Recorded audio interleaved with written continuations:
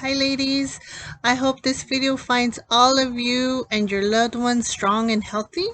I wanted to send a little video and share with the big light bulb that went off in my brain the other day.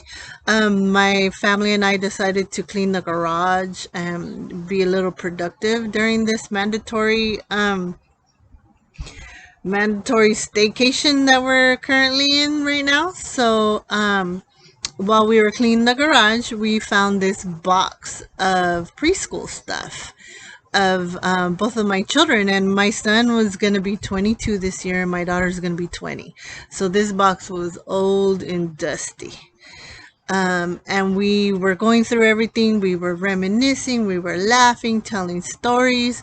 And I look over to my daughter and I noticed that she wasn't as excited about this stuff. And I look at the items that we found with her name on them, and I compared them to what my son had in this box. And I could totally tell that we had a process versus product going on in this box. So if you remember, and I know you do, that the product are the ones, let me show you, the product are the ones where everything's pre-cut and put on the table, or everyone's items kind of looks the same. So we have 1,000 pigs on the table and 1,000 bulls on the table, and the farmer in the hat, and glue, and we just let the kids put on, you know, it on the farm, see the Yellow's farm. So she kind of looked at this and she was like, oh, I put the bull upside down, whatever, next. And she was looking through the stuff and she's like, oh, dots on a glove, okay.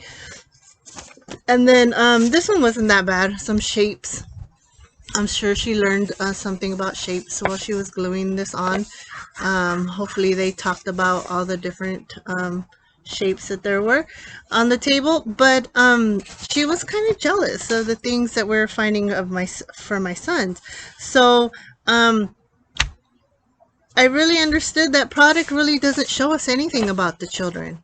This doesn't really show me anything about my daughter, and it just shows how efficient the teacher was at finding stencils to cut these out with, because you know she didn't cut that either.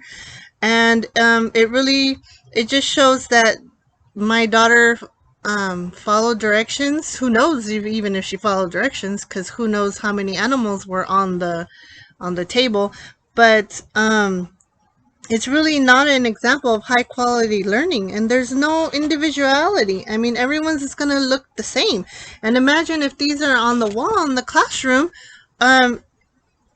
it's also going to display her imperfections. Everyone's going to point out that she put it upside down. Everyone's going to point and, you know, could make fun of her because they're up in the air.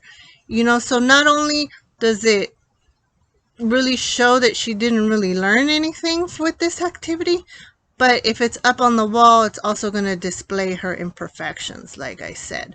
So this is 100% product, right? So process is where the children are learning something from the actual activity, right? So it could take us into the view of what the child thinks of the world, and it's really showing that all five senses are coming to the table to learn and store memories in the brain, right? So everything in our memory begins as a sensory input. So you remember your five senses from the environment, which are sight, sound, touch, the way if they could touch things. We do have taste and smell. Taste, we don't really taste everything, but there's always lunch and snack to taste things.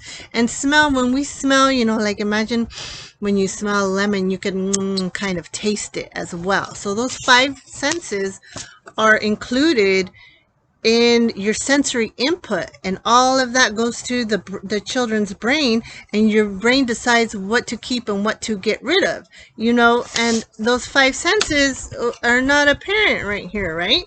So for an example, I know some of you guys have done this before, gone to take a walk and find the different leaves around the school and place them on here. Now you can see all the 5 senses that were included in this activity. You know, you could smell the leaves, you could smell outdoors. What does it smell like? How different is it in different seasons? Well, taste kind of goes with the smell, right? Touch, you know, are they crunchy? Are they hard? Are they dry? Are they fresh? The sound, what kind of sound does it make when I crumple one? Or and the sight, is it brown? Is it green? The freshness, the crispiness, right? So all of those senses are what the children are learning during this activity. Painting is a great one. My son also painted this beautiful masterpiece. So the light bulb really went off for me, showing that with the process,